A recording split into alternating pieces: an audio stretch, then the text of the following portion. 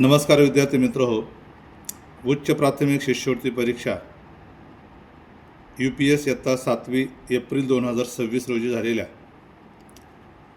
मराठी विषयाच्या प्रश्नपत्रिकेच्या संदर्भात आपण या ठिकाणी माहिती पाहणार आहोत.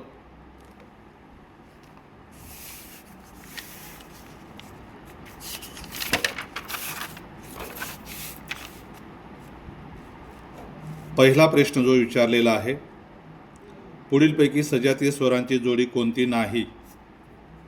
इ ई, अ आ, ए ऐ, उ आणि उ. याचं बरोबर उत्तर आहे ए ऐ, कारण ए ऐ हे संयुक्त स्वरांची जोडी आहे. बाकी सर्व सजातीय स्वरांच्या जोड्या आहेत. म्हणून पर्याय क्रमांक 3 ए ऐ.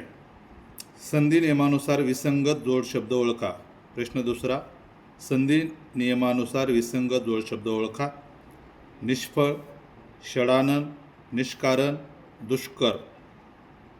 तर आपल्या असं लक्षात आलं असेल की निष्फळ, निष्कारण आणि दुष्कर हे विसर्ग संधीचे उदाहरणं आहेत आणि षडानन, षट अधिक अनन म्हणजे हे व्यंजन संधीचं उदाहरण आहे. म्हणून विसंगत पद आहे पर्याय क्रमांक 2. त्यानंतर तिसरा प्रश्न आहे, पुढीलपैकी कोणत्या वाक्यात संयुक्त क्रियापद आहे? आता संयुक्त क्रियापदाची व्याख्या आपल्याला माहिती आहे की ज्याच्यामध्ये 2 क्रियापदं आलेले असतात. शेतकरी शेतात राबत असतो, राधा शेंगदाण्याच्या चिक्कीचे पाकिट घेऊन आली, वाटेत एक भेळेचे दुकान आहे, दधीची ऋषींचे मानसिक सामर्थ्यही तेवढेच मोठे आहे. तर या ठिकाणी आपल्या लक्षात आलं असेल की राधा शेंगदाण्याच्या चिक्कीचे पाकिट घेऊन आली, या ठिकाणी 2 क्रियापदं आलेले आहेत. घेणे आणि येणे. आली या आली या शब्दाचं क्रियापद आहे येणे, म्हणजे बरोबर उत्तर आहे पर्याय क्रमांक 2. प्रश्न चौथा, पाठ्यपुस्तकाखेरीज अवांतर पुस्तकाचे वाचन करावे. या वाक्यातील अधोरेखित शब्दाची जात ओळखा. अत्यंत सोपा प्रश्न होता. खेरीजला अधोरेखित केलेला आहे आणि आपल्या लक्षात आलं असेल की हा शब्दयोगी अव्यय आहे, म्हणून पर्याय क्रमांक 2. पाचवा, पुढीलपैकी स्त्रीलिंगी नाम कोणते? थाप, माप, पाप, चाप. ती थाप, ते माप, ते पाप, तो चाप, म्हणून पर्याय क्रमांक 1 थाप. त्यानंतर पुढचा जो प्रश्न आहे, वचन प्रकारानुसार विसंगत नाम ओळखा. एक प्रार्थना, अनेक प्रार्थना, एक घटना, अनेक घटना, एक सामना, अनेक सामने, एक भावना, अनेक भावना, म्हणून विसंगत जे नाम आहे ते आहे वचन प्रकारानुसार सामना, पर्याय क्रमांक 3. सातवा प्रश्न, पुढीलपैकी सप्तमी विभक्तीचे प्रत्यय कोणते? अत्यंत सोपा प्रश्न विचारलेला आहे. आपल्याला सर्वांना माहीत आहे की तय्या, तय्या ही सप्तमी विभक्तीचे प्रत्यय आहेत. ऊन पंचमीचे, सला, तेना द्वितीय आणि चतुर्थीचे, चाची, चेच्या ही षष्ठीचे प्रत्यय आहेत. त्यानंतर 8वा प्रश्न आपल्याला विचारलेला आहे, स्वातंत्र्य प्राप्तीसाठी क्रांतिकारकांनी बलिदान दिले होते. या वाक्यातील अधोरेखित शब्दाची विभक्ती ओळखा. क्रांतिकारकांनी, नि हा प्रत्यय आलेला आहे विभक्तीचा आणि म्हणून निही एसी, निहीशी, निही एसी हे जे प्रत्यय आहेत ते तृतीयचे आहेत. पर्याय क्रमांक 2 हे त्याचं बरोबर उत्तर आहे. त्यानंतर आम्ही सहलीला गेलो या वाक्याचा प्रयोग ओळखा. याचं उत्तर आहे अकर्मक कर्तरी. या वाक्यामध्ये कर्म आलेलं नाही आणि हा कर्तरी प्रयोगाचं हे वाक्य असल्यामुळे पर्याय क्रमांक 3 अकर्मक कर्तरी. त्यानंतर 10वा प्रश्न आहे, पुढीलपैकी कोणत्या वाक्यात अर्धविराम वापरावे लागेल? विद्यार्थी मित्र, आपल्याला माहीत आहे की ज्या वेळेला आपण उभयान्वयी अव्ययांचा वापर करतो त्यावेळेला अर्धविराम वापरतो. तर पर्याय क्रमांक 3 मध्ये खूप धावपळ केली परंतु गाडी चुकलीच, परंतु या उभयान्वयी अव्ययाच्या अगोदर आपल्याला अर्धविराम वापरायचा आहे, म्हणून पर्याय क्रमांक 3. पुढचं उदाहरण आहे, जो आवडतो सर्वांना तोची आवडे देवाला. या वाक्याचा वाक्यप्रकार ओळखा. जो तो जर आलं तर आपल्याला माहीत आहे की ते मिश्र वाक्य असतं. पर्याय क्रमांक 4. 12वं उदाहरण आहे, 12वा प्रश्न आहे, सगळे सोयरे स्वयंपाकघरात विराजमान झाले आहेत. या वाक्याचा काळ ओळखा. तर हा पूर्ण वर्तमान काळ आहे, कारण क्रिया पूर्ण झालेली आहे आणि आहेत म्हणून तो वर्तमान काळ आहे.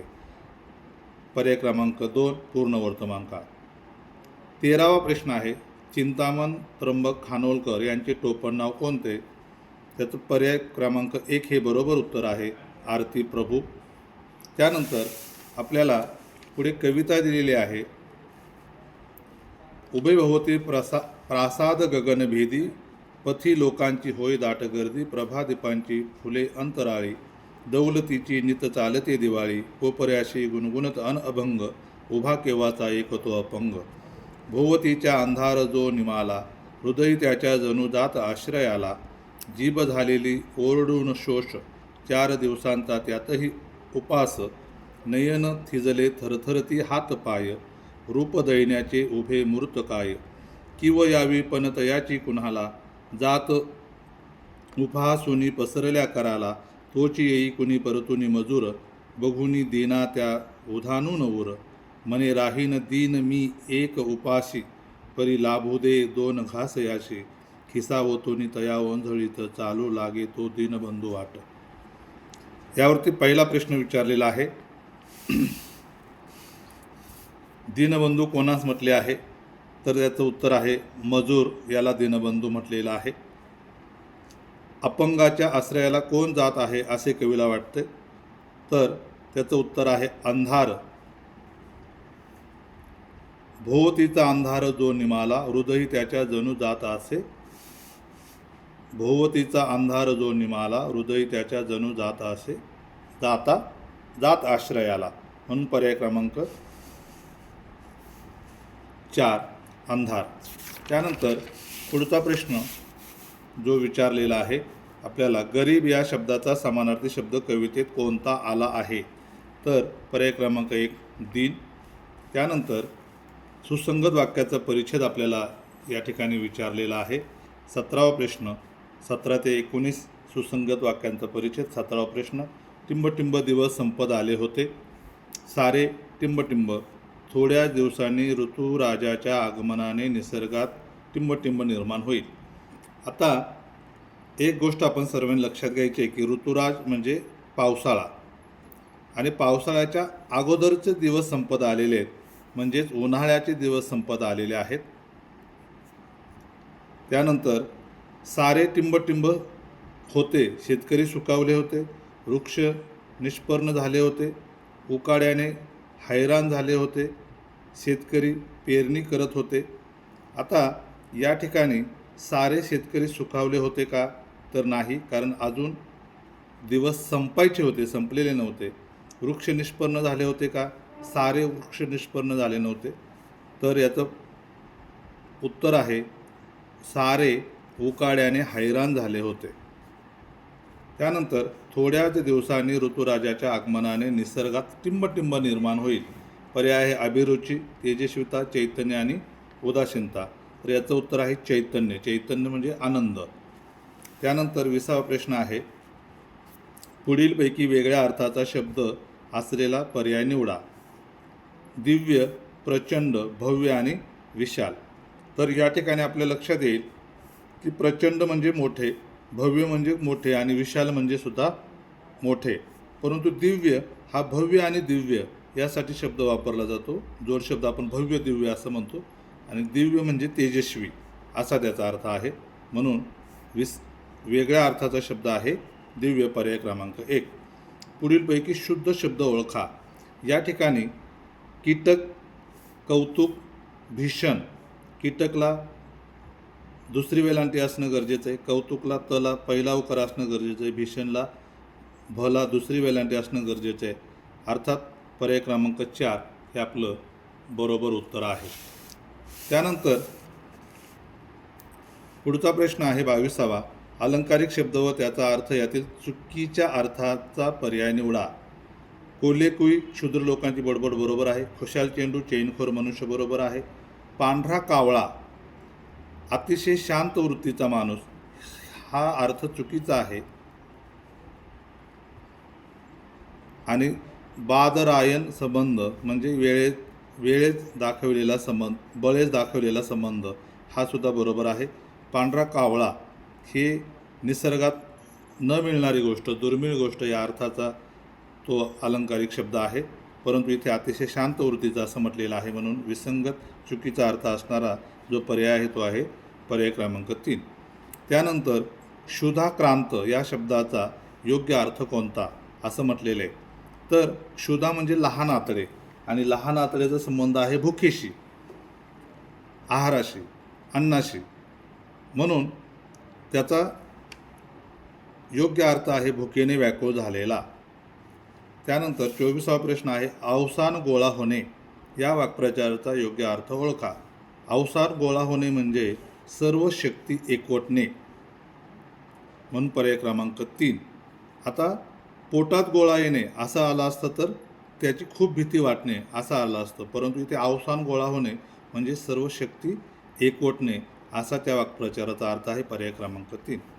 त्यानंतर टिंब टिंब पोट भरत नाही, अपूर्ण म्हण पूर्ण करा. अपुरे जेवून पोट भरत नाही, पाणी पिऊन पोट भरत नाही, कान कोरून पोट भरत नाही, दात कोरून पोट भरत नाही.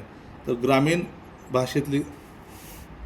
भाषेतली ही म्हण आहे की दात कोरून पोट भरत नाही, म्हणून पर्याय क्रमांक 4. अशा प्रकारे अत्यंत सोपी प्रश्नपत्रिका ही आपल्याला इयत्ता 7वीच्या स्कॉलरशिपच्या परीक्षेसाठी विचारलेली होती. धन्यवाद.